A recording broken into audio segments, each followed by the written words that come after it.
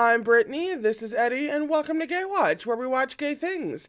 Today is episode 3 of Fellow Travelers, and aside from the fact that, no, I don't have alcohol yet, so I get to go into this completely unarmed, there was also just one thing that I wanted to say before we started, and that was that I received a message from a wonderful man named William, and he is in his 80s. And he sent me a beautiful, heartbreaking, incredible message that I will not detail, but suffice to say, he summarized his experience living through the 1950s and the 1980s. And I just wanted to officially say and make it very clear that the number one thing that we can take away from this series, the thing that should be in the forefront of our minds as we watch all of this, is that real generations of the queer community lived through this. And that even though it has been dramatized and in that sense fictionalized to an amazing degree, we need to remember that this is something that real human beings went through. And dear God, if they can live through it, the least we can do is watch a dramatization of it. Because, of course, the intensity of watching a thing is a fraction, not even a fraction, less than a fraction, of actually living through it. And even though I try to keep that in mind at all times, William's note was a perfect and incredible reminder of this fact. So I felt like I just needed a moment to bring it all back to the basics and why we're really here. The main reason why we're really here. It's our road trip. Ah! The difference in their wardrobe speaks volumes. Just volumes. He is looking very 80s. Meanwhile, my man Hawk is still looking rather traditional in terms of like 50s garb. Like not strict 50s garb, but he's a bit more formal. He's a bit more old school. There are things I want to ease my conscience. You'll need a few centuries in purgatory to do that. May I use your bathroom? Through the kitchen. He's got to go experience an emotion, and he doesn't want to be anywhere near you when that happens. Well, we don't want to destroy a man because he's made a mistake or two. They destroy men for much less, sir. There you are. It's the double meaning. God, I forgot how deep you have to breathe when you watch this show. Stupid. But you missed his birthday. He noticed. You know, this show really makes you appreciate the moments of levity. You kind of latch onto them for all that they're worth.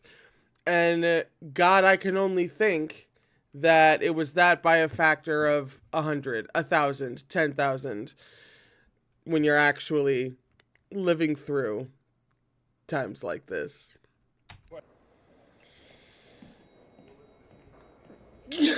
Every scene, I just want to scream my fucking head off for one reason or another. These men. This is nice. It really is, isn't it? My dad was a drunk ex-boxer. I can handle myself. Oh, shit. Can you handle me? Fucking right? And you can't be.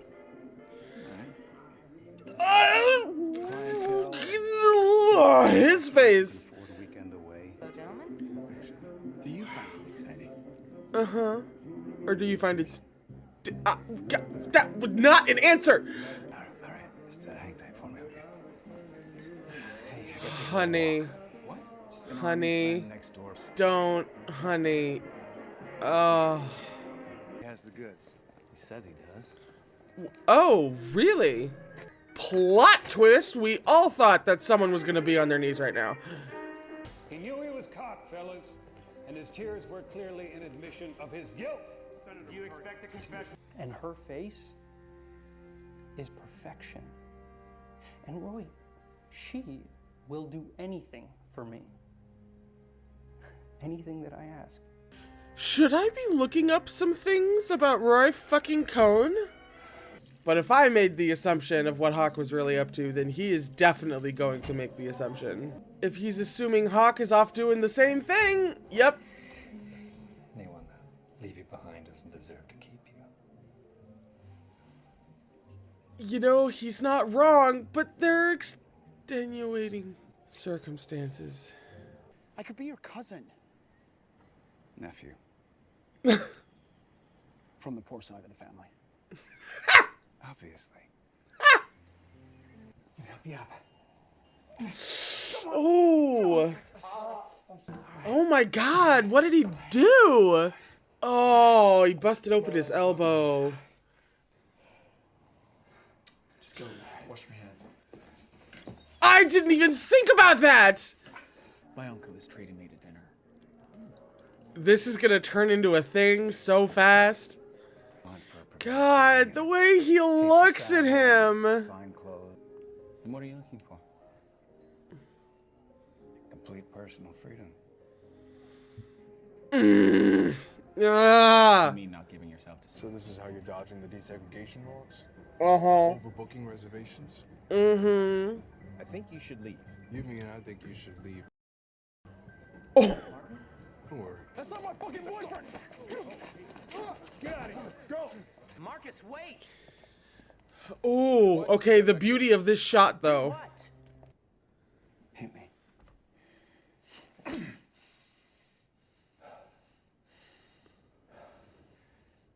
Again.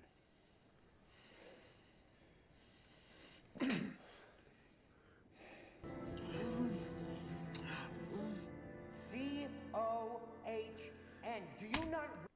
They have one of the most fascinating dynamics that I've ever seen between two people.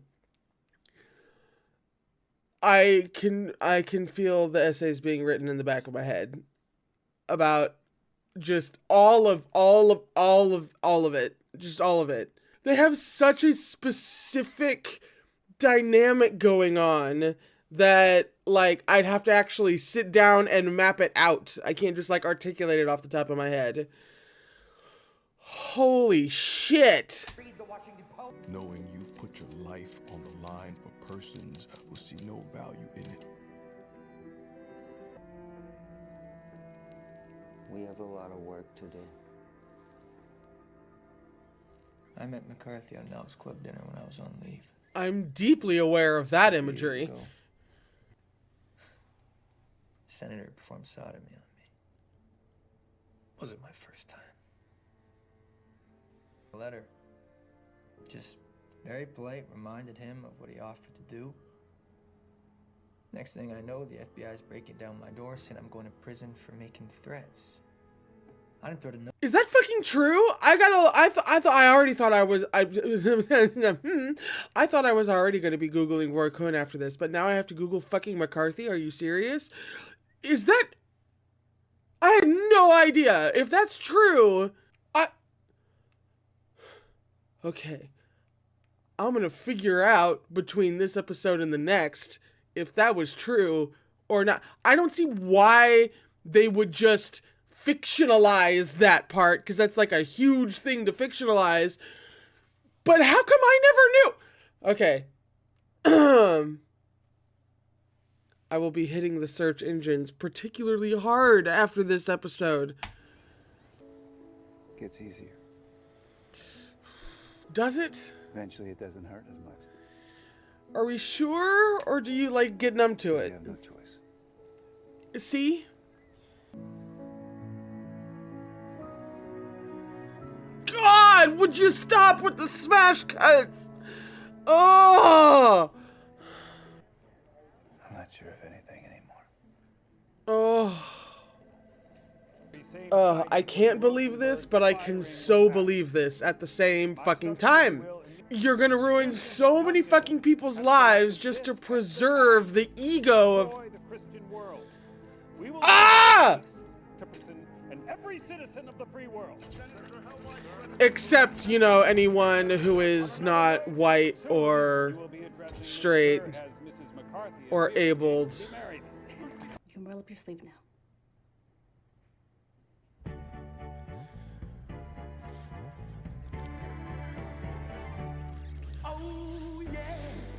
Whoa!